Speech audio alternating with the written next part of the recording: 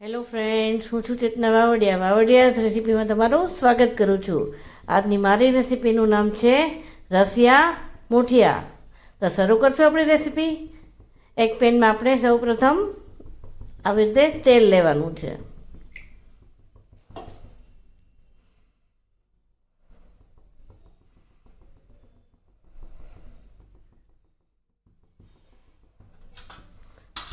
તેલ ગરમ થાય એટલે આપણે તેમાં હિંગ લેવાની છે.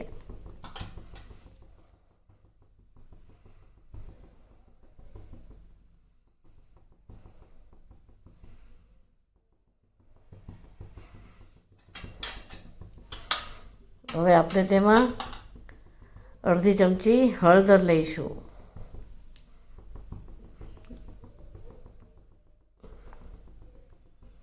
ને અડધી ચમચી લાલ મરચું લઈશું.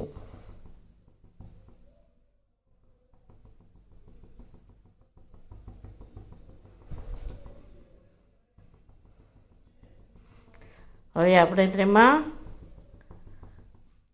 પાણીનો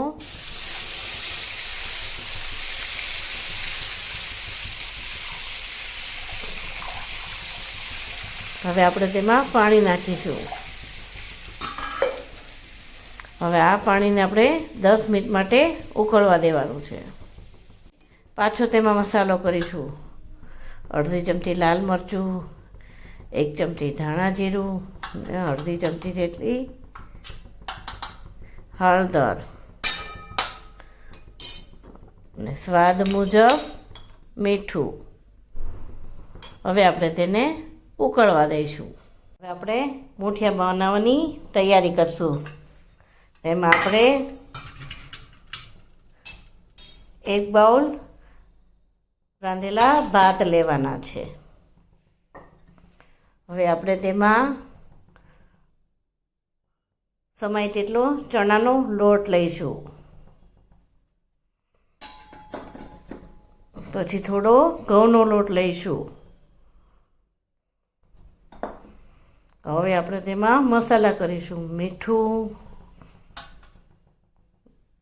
મરચું, ધાણા જીરું ને હળદર ને થોડી એવી હિંગ.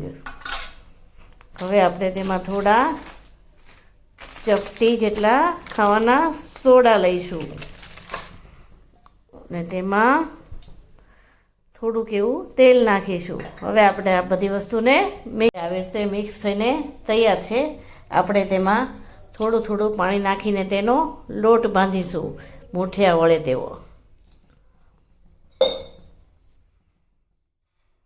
મૂઠિયાનો લોટ બંધાઈને તૈયાર છે. આપણે તેમાંથી આવી રીતે નાના મૂઠિયા બનાવવાના છે.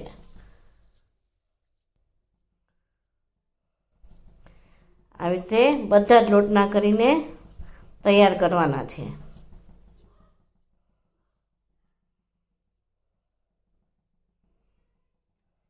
આપણા મૂઠિયા વળાઈને તૈયાર છે.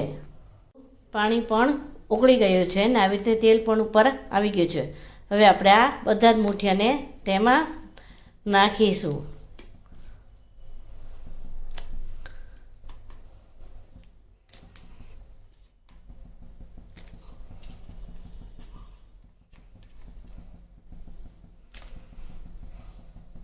આ મૂઠિયા બધા નાખી દીધા છે.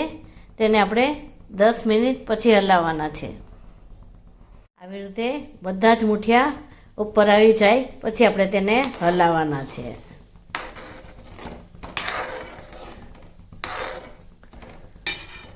હવે આપણે તેને 10 મિનિટ ચડવા દેવાના છે.